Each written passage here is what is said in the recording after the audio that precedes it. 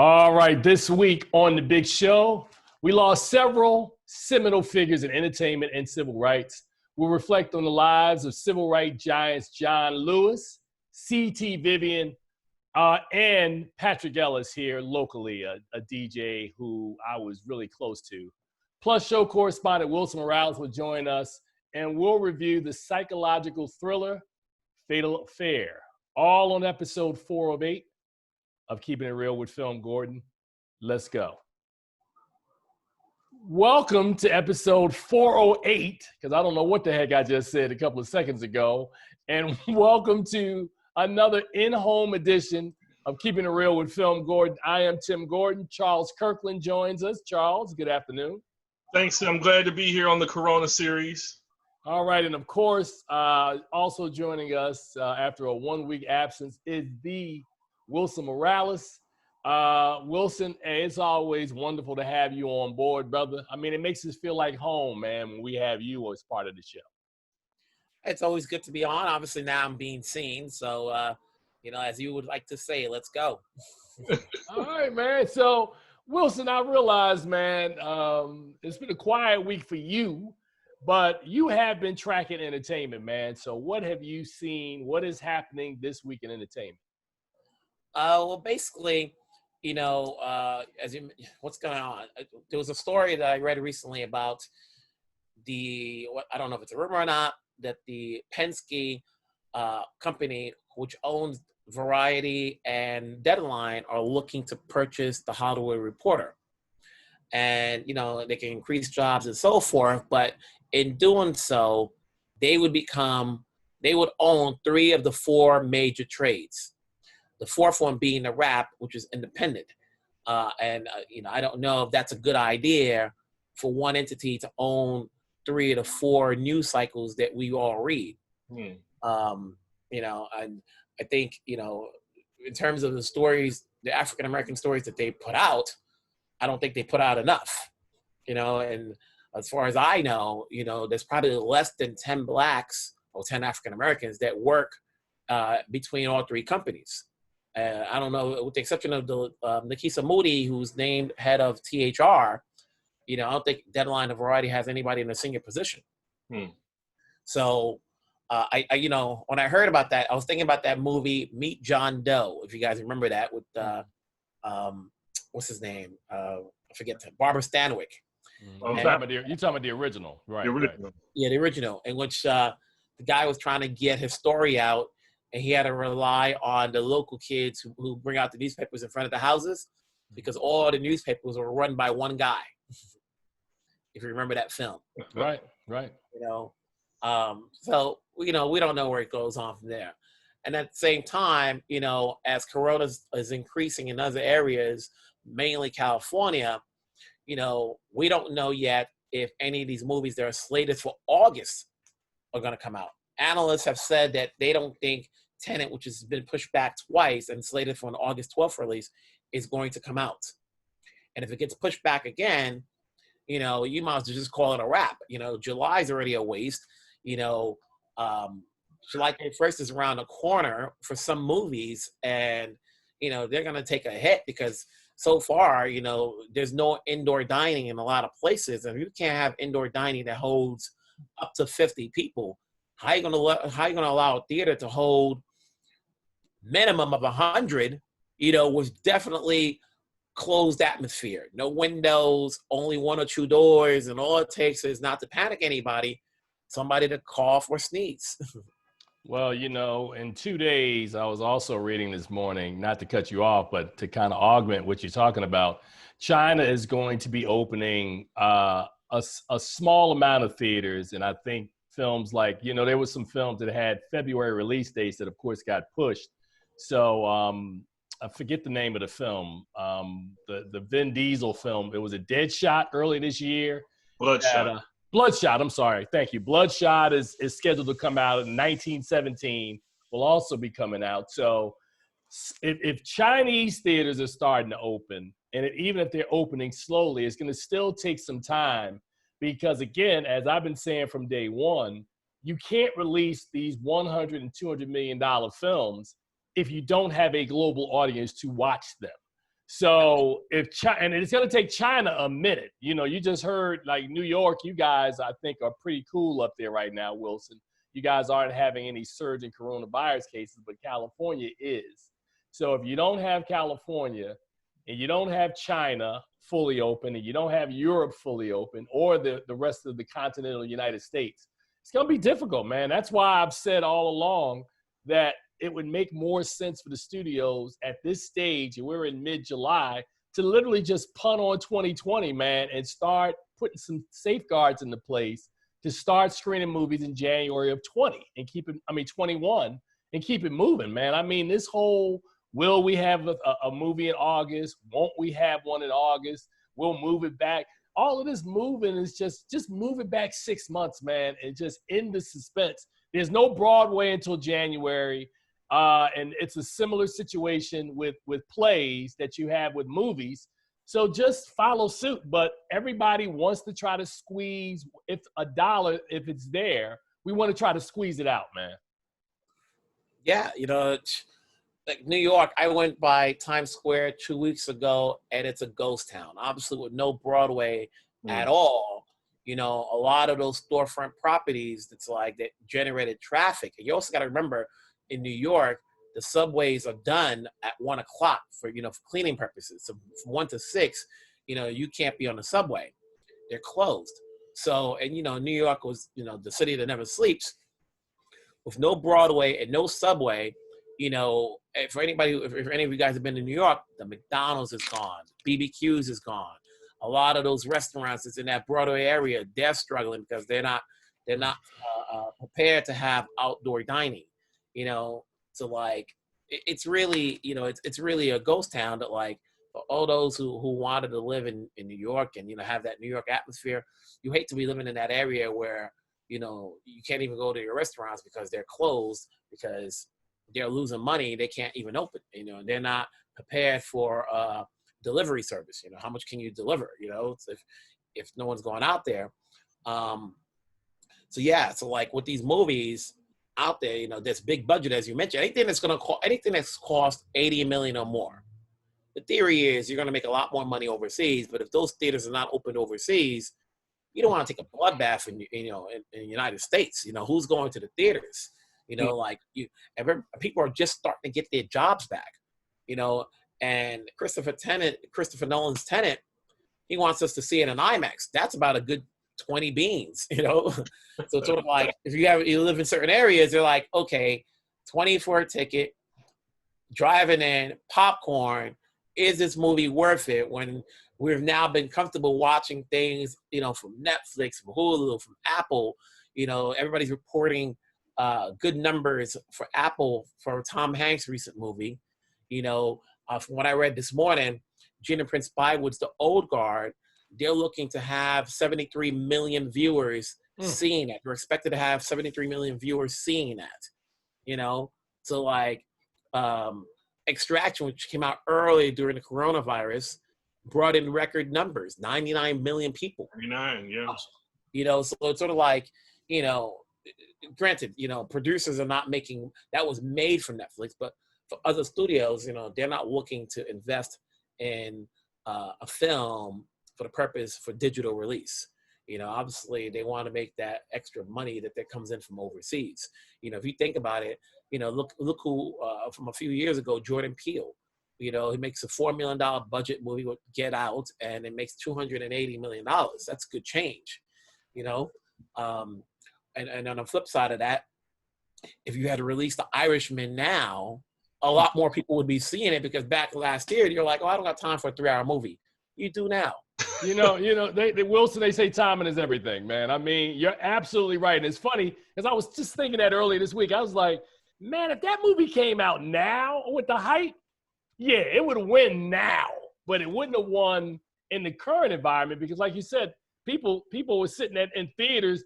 Wilson, you were sitting with me. There were people snoring at the screenings, man. These theaters watching The Irishman, man. It's a long movie, and it was slow. Yeah, it's like, but now, you're home, you can pause it, you can come back for certain parts, and you'll get it, like, even now, you know, since we don't have any new shows, not that many because production has stopped, you know, you find yourself going to Netflix because they have, you know, a rabbit hole of films that, you know, from yesteryear that like, oh, you know, there's a day I think what I watched. I watched a couple of old films on there, just as like, oh, it's, you know, pops up, it's in front of you, you know, they kind of like try to force you to give you an option like, oh, this is trending maybe based on what you normally watch. They, you know, it's like a computer thing, an algorithm that figures out what you may like. So, you know, they're winning, but, you know, what other films are coming out soon? I don't know. It's like, there's not much, you know. I think, you know, with the passing, you'll talk about it soon, of John Lewis, there's that documentary, John Lewis, Good Trouble, which came out timely, you know, and I recently interviewed Dawn Porter, the director, and, you know, she talked about how, I said, you know, what was it like shadowing him? And she was like, he was good. He was always saying yes. Like, you know, can we come to your house at 8 a.m? And she would go, yeah, you can. Can we do this? Yeah. You know, she was like, he was always energetic. She says on a Sunday, he would go through 5 churches, you know, in a motorcade, you know, and they would go to church after church, you know. So like, it's a blessing that she was able to do this and get it out now, you know, where people had at least maybe 2 weeks to see it before its passing. Right. Maybe we'll get a big audience because it's playing in a lot of drive-in places. Well, you know, it's really funny, man. I looked at, it's on Amazon Prime, and I looked on Prime this morning, and smartly, Prime was like, nah, you can watch it on our platform, but you got to buy or rent it now, where 2 weeks ago, that thing was free. So suddenly, really? Yeah, so suddenly it's like, yeah, you can check it out, and it pops up first on the algorithm. I was like, wow, Prime, smart. I see what you did there, Jeff Bezos. That was smart. Timing is everything. Now the question is, Selma free now? I don't know, man. And then we talked about, matter of fact, didn't that movie come out within the last 2 weeks? Which one? Am I correct? John Lewis, Good Trouble. Yes. Yeah, so I talked about when I reviewed it right here at this home edition, that in addition to that film that Dawn Porter did, she also did the documentary Bobby Kennedy for President, which John Lewis is featured in prominently in that film as well. So for people who don't have an idea who John Lewis was, and I'm assuming there's some young people who haven't studied the history and don't understand that he's one of the big 6, which we'll talk about a little bit more in detail, and that he worked with Dr. King and was a contemporary during that time period. John Lewis is a giant, man. And when that thing was announced last night, man, I mean, social media exploded at 11 o'clock on a Friday night, which shows you the amount of respect that people have for John Lewis. So, yeah, it's sort of like, there's nothing else to talk about, when you have a figure like that passes away, and we as African Americans have to just, give it all we got, all day, every minute, all day, just like, hey, this guy, as you mentioned, the big 6, I'm trying to think who's still alive. Jesse Jackson, right? Well, I mean, out of that group, man, he was the last one. But, Jesse Jackson is still alive. Marion Barry, who was a contemporary and former mayor of D.C., was a part of that crew. All those guys are gone, man. I mean, we're talking about people who were, active in the 1950s and 1960s for the most part, man. Andrew Young is still around. But for the most part, man, I can't really think of anybody else other than Jackson, Charles Jackson, Jesse Jackson, and Andrew Young. Can't think of anybody else. Julian Bond is gone. All those guys are gone. Yeah, so, these stories have to be told down the road, and hopefully there's a feature, for that, so that these young folks, 20 years will go by, and, no one's going to be mentioning their names. We got to keep their spirit up and their stories up. So, time will tell. We just got to get through this coronavirus first. Yeah, and I just thought about it. The last one that's probably in Congress that's still alive, because Elijah Cummings passed, who also was a contemporary of John Lewis, but it's James Clyburn in South Carolina, who gave the powerful endorsement for Joe Biden. He's probably the last of that lineage that's left on the Hill right now. They're all gone. So sad, man. But life well lived. He was 80 years old, man. I mean, come on, man. I mean, we all would hope we could live 80 years as a black man in this culture and in this society right now with all that's going on. And active. It wasn't just some 80-year-old at home in a chair. He was an 80-year-old active guy, you know, so up until, you know, basically now, you know, people seen him. He was, you know, you'd see him walking and marching and talking, you know. 80 years, you can just relax. But this guy was still, you know, actively working. Right. Well, Wilson, like I said, man, you join us at the top of every show, man. I appreciate you, brother. You keep us abreast and keep our audience abreast, man, because like I said, you know, I thought about you a lot this week as well for reasons but we won't talk about on air. But, you know, you kind of give us update, man, and let us know how everything is fleshing out, man, with you, because your voice is vital. It needs to be heard. And when it's not there, people like myself and so many others miss it. So handle your business, bro. Will do. I'll keep you posted. If you're on next week, I'll be here. All right, Wilson. You take care of yourself, man. And you enjoy your weekend, man. And yeah, I'll be thinking, Charles and I'll be thinking about you for other reasons, man. Like, wow. New York, man. Okay. Come to New York. I am legend up in here. You say I'm good, bro. You come down here to DC. We legend down here too. Nah, no, it's not like that. Nah, man. No, bro. Well, you take care of yourself, man, and we'll get up with you next week, man. All right. Take care, guys. Take care, man. See ya. All right, and of course that is Wilson Morales. You know. Yeah, I don't know, man. I mean, it's not my place, but you notice we didn't ask Wilson where people can read his stuff this week, man. So yeah, Wilson has a voice, man, and it's an important voice. We talked earlier in a piece that he's talking about. Was it Penske that's trying to buy? Yeah, so you know, voices in Black media right now are very important. And I shout out Wilson Morales. I shout out Omar Moore in San Francisco. I shout out Sean Edwards, who's done this show from Kansas City. You know, there's so many different voices, man, of brothers and sisters out there. Jamal Finkley with Black Tree TV. You know, there are not a lot of lions that are out here that are in this space that are telling stories. And I've been blessed enough to kind of know a lot of them. So we got to keep these voices alive. And, you know, once this pandemic is over, and it will be over, because you and I have talked, Charles, that, you know, if history tells us anything, that we know a century ago when this situation happened, it took 3 years for the country and the world to get through the Spanish flu. We're 6 months in to COVID-19. And, I was reading and listening to something early this week, or actually it was early this morning, about concerts, because, you know, we're here in the heart of summer right now, and normally this would be time to go to Fort DuPont if you lived in Washington, D.C. Yeah. You go out to the Wolf Trap if you lived out in Northern Virginia, if you lived out of here in Howard County where I am. Meriwether Post Pavilion is down the street. You know, all these outdoor spaces where you can listen to music, go to restaurants, go to concerts, baseball games, all this stuff for the most part has been shut down because of this pandemic.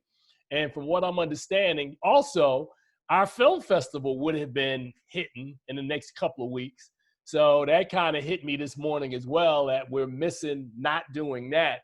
But without a vaccine, man, and, you know, even with a vaccine, it's going to take a minute. As we reference in the story about China and trying to bring movies back, man, I just think that even if we start to get some Asian markets opening up, even if you start to get some European markets opening back up, Charles, you got to remember that even if they open up, they're not going to open up at 100%. I was reading, what was I reading this morning about? It was about college football, and they were saying some of the Big Ten schools were talking about, yeah, we're going to have stadiums opening up, but no tailgating. We'll have 20% of the folks coming in.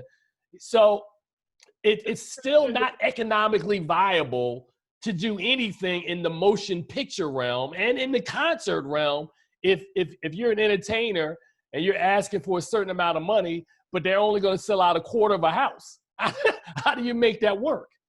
And the same thing with the NFL. They said that they were going to, the Baltimore Ravens said that they were going to let 15,000 people into the stands of an 80,000 seat facility. who gets to pick who comes in and who's and the money for most stadiums is made in the concessions. I said this last week, and so it's especially the same for a theater. The theaters, they get a percentage of a movie, but most of that movie money goes straight to the studios. The theaters make their money on concessions, and if you can't, you got to wear a mask, and you know who's going to buy popcorn or a soda or candy to try to eat under a mask, and you know you're only getting a quarter of the capacity of at most of people who are willing to go to the theater to see a movie. It's just not financially feasible for a theater to even think about opening until we have some kind of vaccine that's been working for some time. And so a lot of people are hedging their bets on, oh, the vaccine will be ready at the beginning of next year or whatever.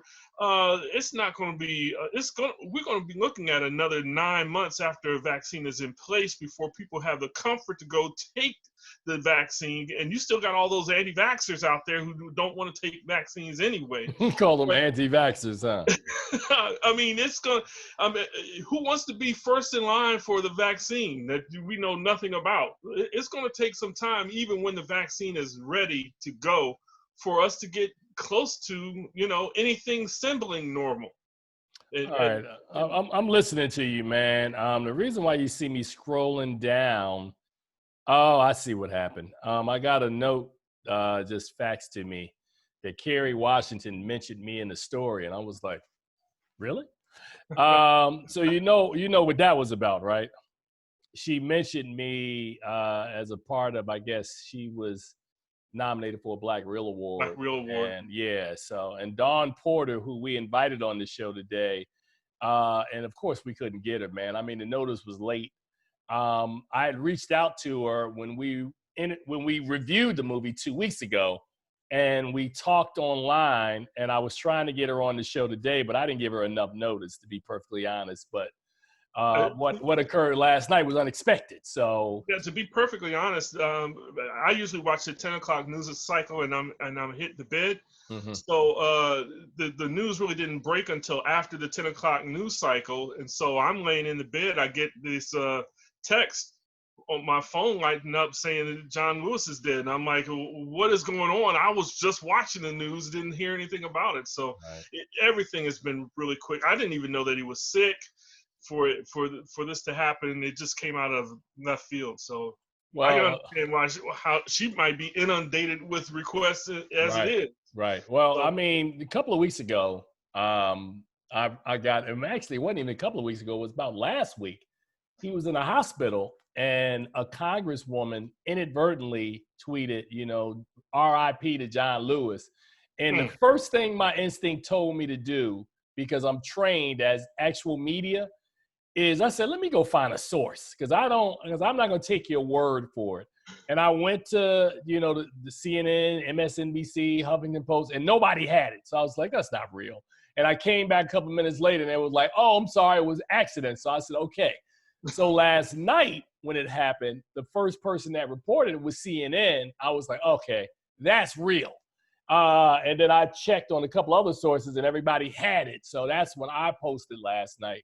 But what I wrote on my page, which I actually wrote a couple of posts, and I'll share what I wrote. Here it is. Yeah. And I, you know, if you follow me at either Tim Gordon, FilmGordon, Black Real Awards, Lakefront Film Festival, any of those sites, I usually share the same information when it's somebody of John Lewis's ilk. And I wrote one of the last links to the civil rights movement. Activist Congressman John Lewis has passed. Thank you for 6 decades of activism and your courage. Rest in power, Mr. Lewis, and thank you for your tireless work for equality. And then I came back with a second post because I completely forgot that John Lewis was a member of the Big Six. Yeah. And for people to understand what the Big Six is, Martin Luther King Jr., James Farmer, John Lewis, Asa Philip Randolph, Roy Wilkins, and Whitney Young were the leaders of 6 prominent civil rights organizations who were instrumental in the organization of the March on Washington for Jobs and Freedom, back in 1963 at the height of the civil rights movement in the U.S. And then I put a picture of John Lewis alongside his contemporaries. Now, remember, in this picture, John Lewis is 22 years old, standing shoulder to shoulder with these other 5 individuals, including Dr. Martin Luther King Jr. So to understand the disparity, and to be perfectly honest, Dr. Martin Luther King was still a baby. He was like 30-something and some change, so it wasn't like he was much older than John Lewis was. But when I talk about the courage, man, I always think every time I saw John Lewis, because I never met him, but every time I saw him or thought about him, I thought about the amount of courage it took to stand in Selma at the on the back of the Edmund Pettus Bridge, knowing that there were armed policemen with clubs and helmets waiting for them and dogs coming. When they came down the other side, that they would be attacked, beaten. And I remember, Charles, we talked about this in the review a couple of weeks ago. I said, man, I gained such a new level of respect because we now watch stuff or think about stuff with kind of a 2020s mentality or a more modern mentality. And we don't understand that a lot of these rights that people just generally poo-poo, they take for granted. People like John Lewis put his life on the line. Martin Luther King put his life on the line.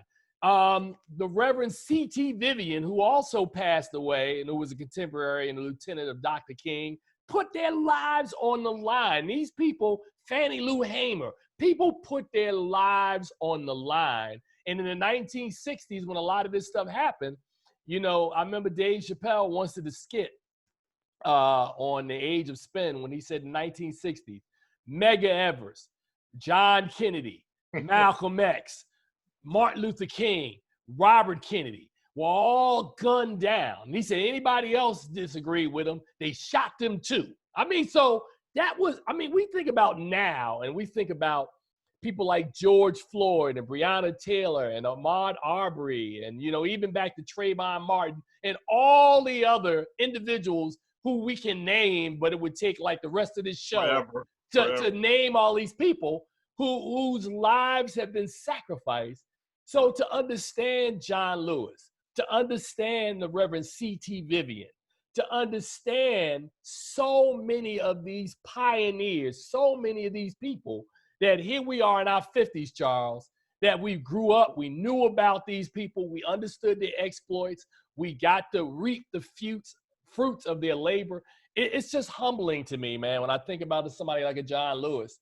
And one more John Lewis tale. I was on social media this morning, and somebody, because I know Travis Hobson, who's a colleague of ours, met him at Comic-Con a couple of years ago, right? Did you know that John Lewis went to Comic-Con? And is the phrase, is it cosplay? Cosplay, yes. Okay. Yeah. That John Lewis cosplayed himself, that he showed up at Comic-Con wearing the exact same raincoat and book bag he had on at the Edmund Pettus Bridge. He wore it to Comic-Con and gave tours at Comic-Con like he was marching and touring the Edmund Pettus Bridge. I read that, I went, wow. Wow. The exact same raincoat and book bag. And the funny thing about it was a lot of people had no idea what it was that he was wearing. That's who he was and what he was doing. But I give much love to John Lewis for, I mean, he's a man of the people, a man for the people, a man of the, I mean, everything he did was for us.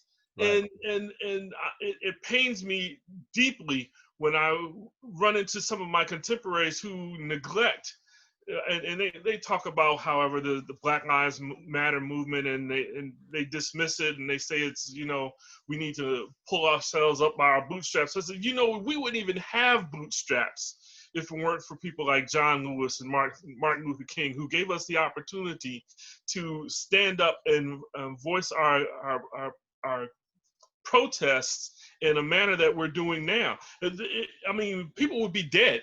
People would be dead if it were not for them who stood up before us. Right, right. I mean, there's no way that those protests could even have happened this year if it weren't for them. So as we lavish a lot of praise and love on John Lewis, let's also not forget, you heard me saying the Reverend C.T. Vivian. Cordy Trindell Vivian was an American minister, author, and close friend and lieutenant of Martin Luther King Jr. during the Civil Rights Movement. Vivian resided in, of course, Atlanta, Georgia, and founded the C.T. Vivian Leadership Institute, Incorporated.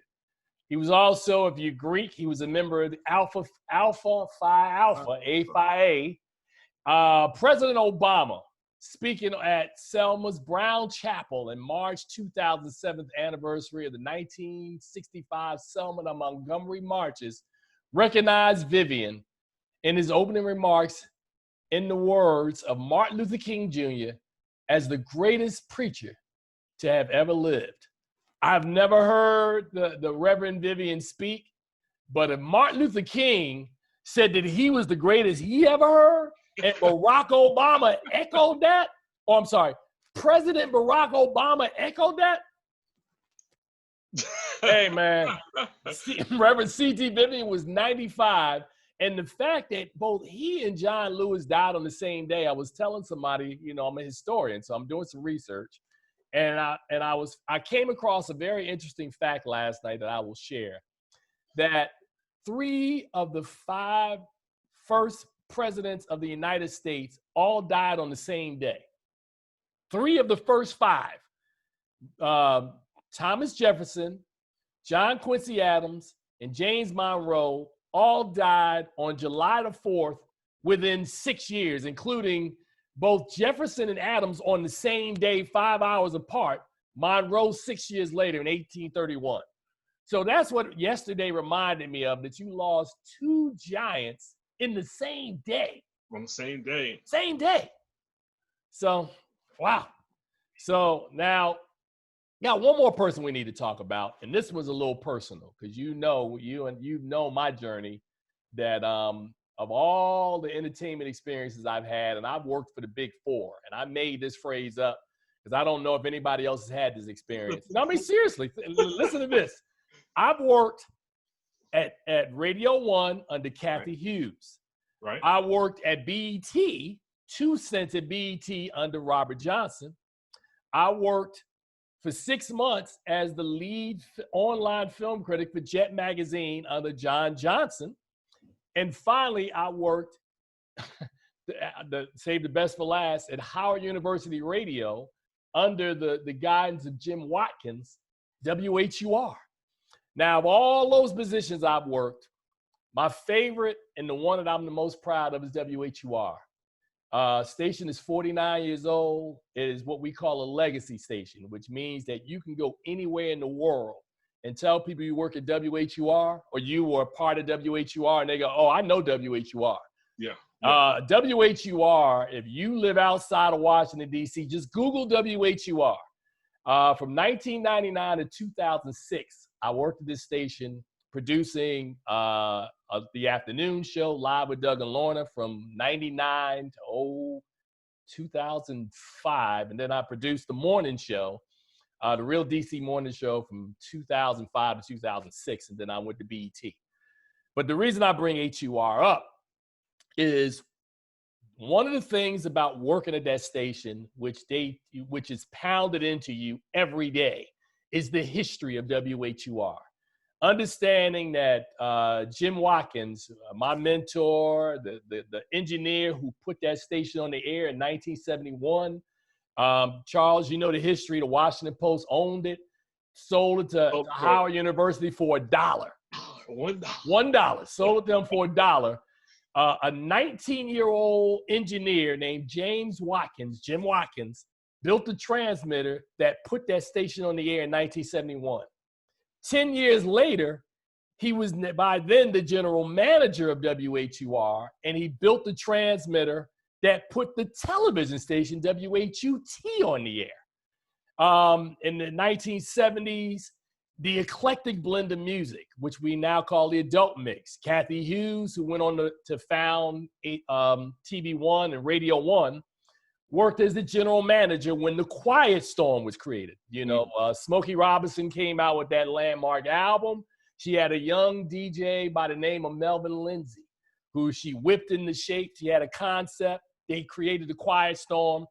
400 stations later, everybody knows the Quiet Storm. Smokey Robinson has never had to work another day in his life because the Quiet Storm is on coast to coast every day. WHUR created that.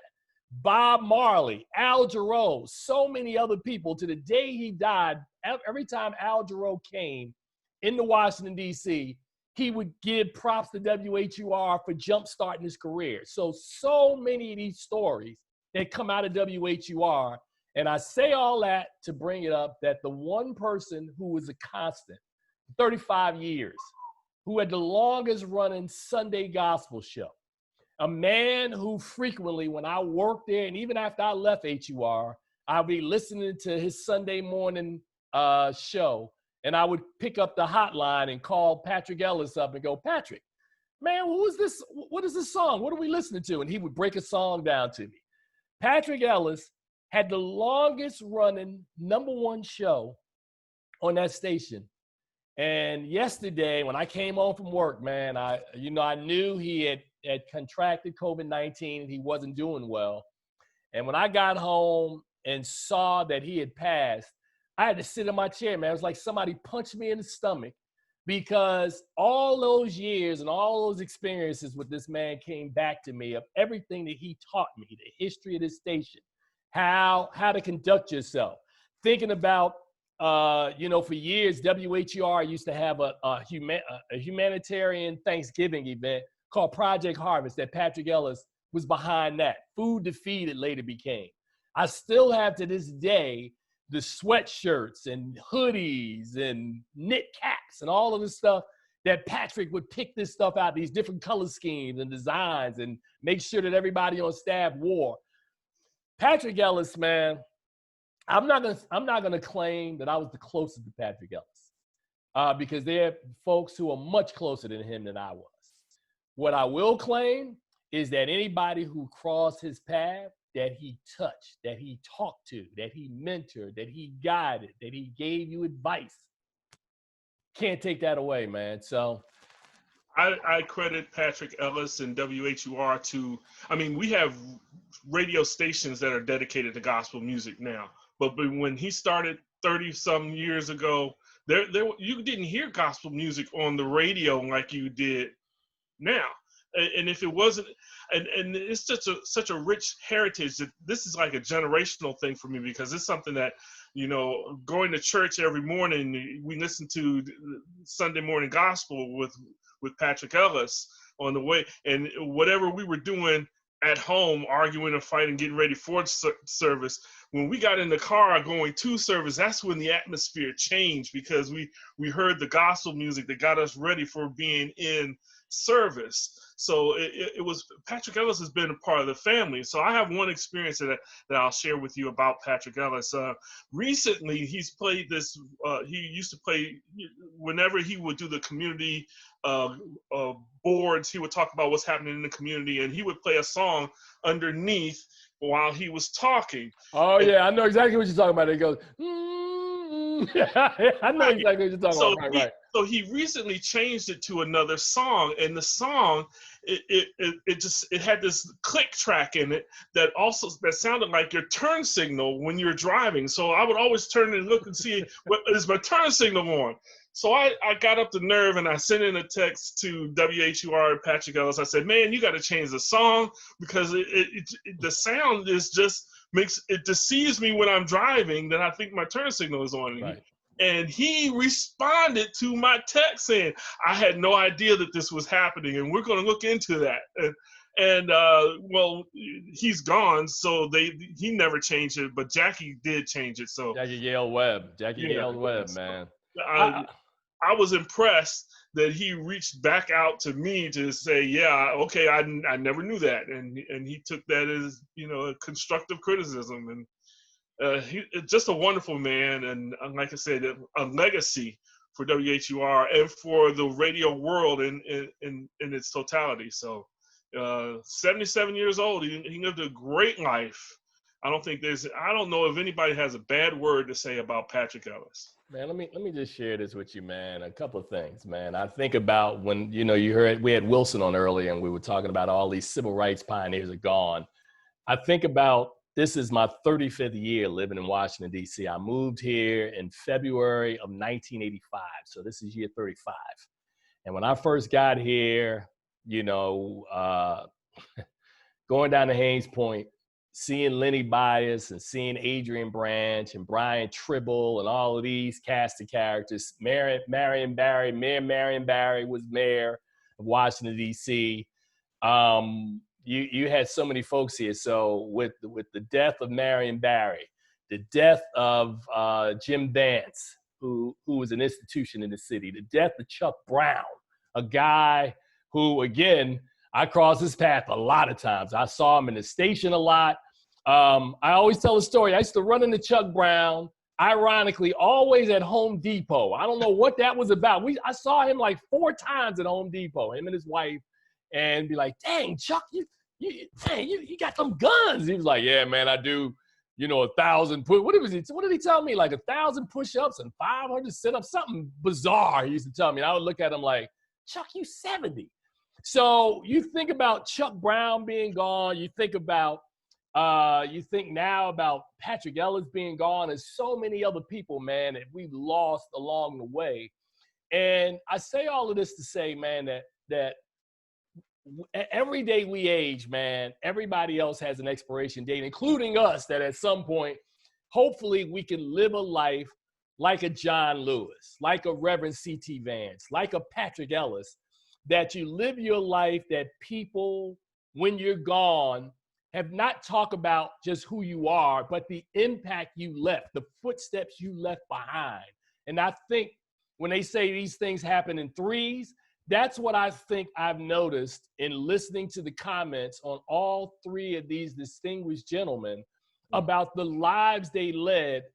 Patrick Ellis, I saw up close. John Lewis's, I watched from afar. The Reverend C.T. Vance, I read from afar because it wasn't like he was really out there doing things for the public, but just an amazingly sad, but yet triumphant, because all 3 of these gentlemen, Patrick Ellis was 77, as you said, the Reverend C.T. Vance was 95, and John Lewis was 80.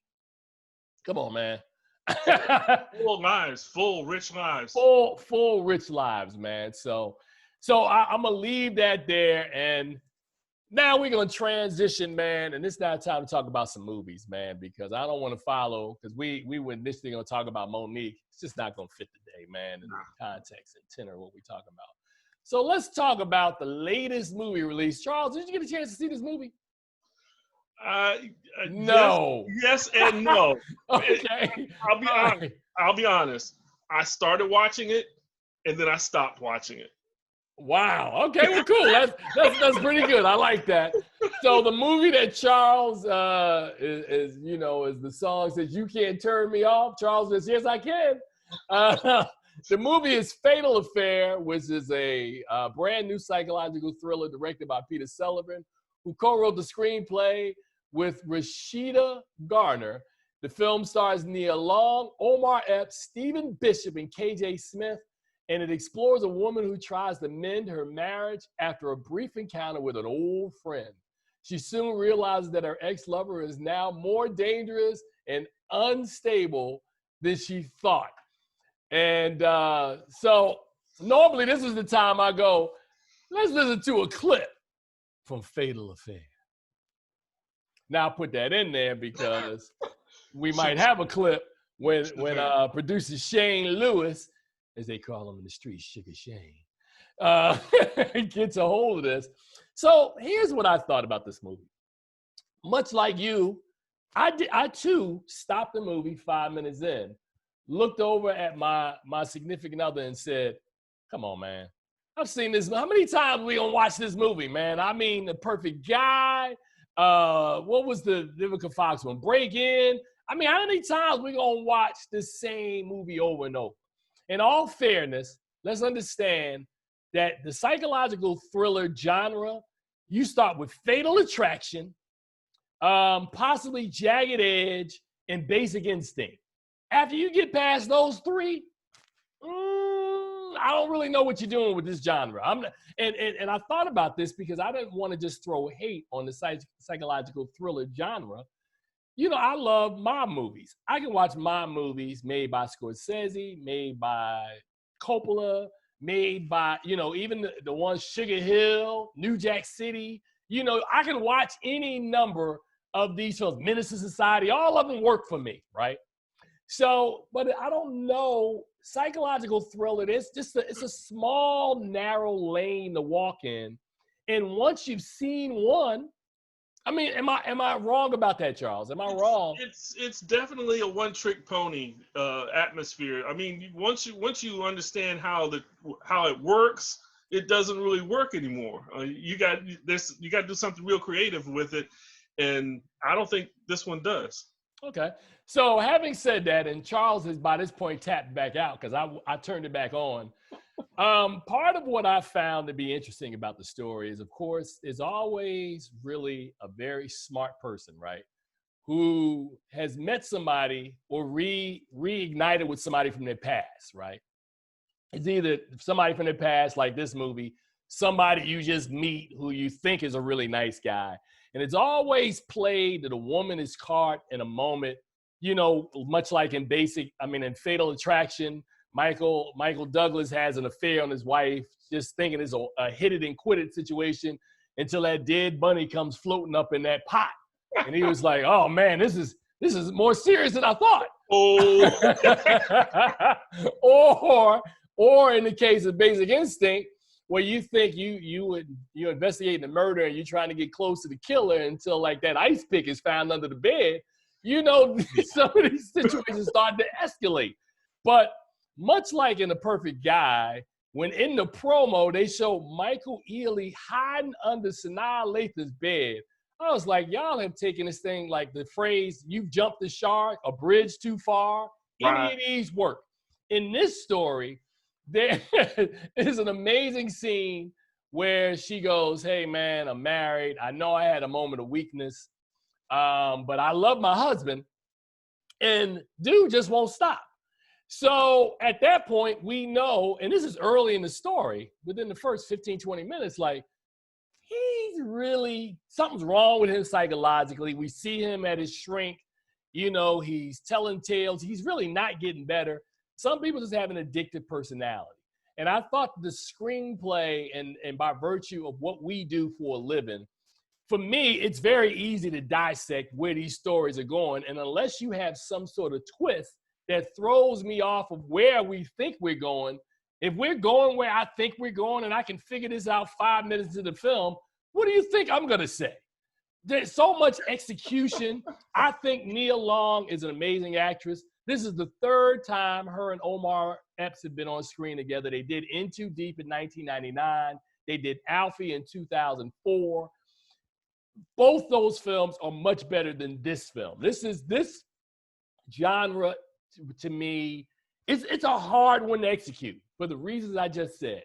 It's not that I'm hating on the film, which I am. It's not that I thought the film was stupid, which I do.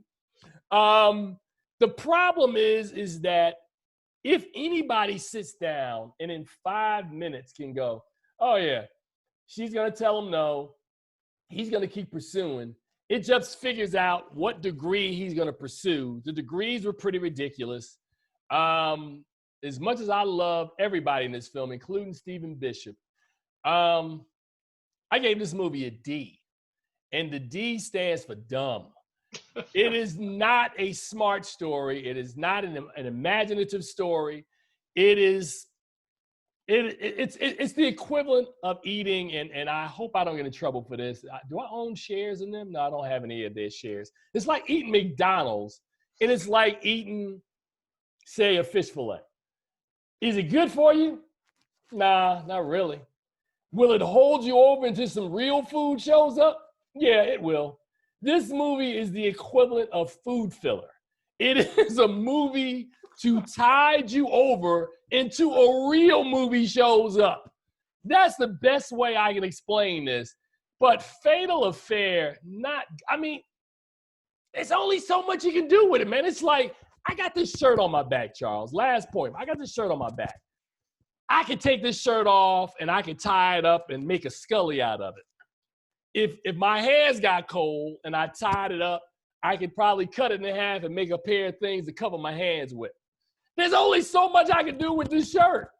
It's the same thing with psychological thrillers. There's only so much we can do with a psychological thriller.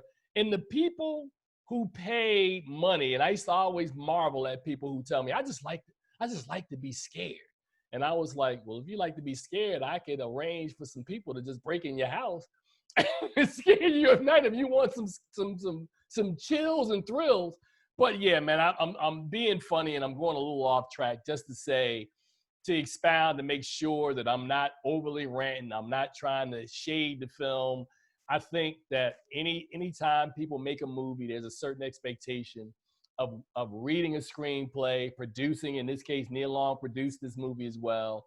Of all the work she put into it, I just think that whether it's the story, whether it's the genre, the execution is, but the execution you can't really blame because there's only so much you can do with the story. It's only so much you can do unless there's a twist, which is why Jordan Peele is always winning. You notice every time Jordan Peele makes a movie, whether it's Get Out, whether it's Us, there's a twist in the movie.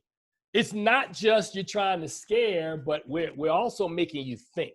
Get Out had elements, man, that was social, that you were able to tie in what he's doing. He had the Laurel Harry character, which he always has that one character that represents what would the audience be saying, which I think is genius. Yeah.